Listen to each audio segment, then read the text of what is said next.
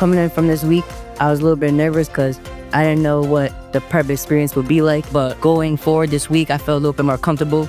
I met new friends.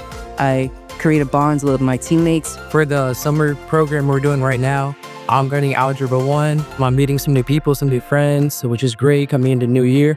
In prep for prep, we started off with getting to know how to use the iPads a little bit with some assignments with the Schoology. We did a fun scavenger hunt to get to know the building better. I'm very excited to make friends, to learn new things, and to just get me prepared for life through prep. It's been very fun meeting new people, getting the feeling of how the school year is going to be, just getting prepared for what high school is going to be like.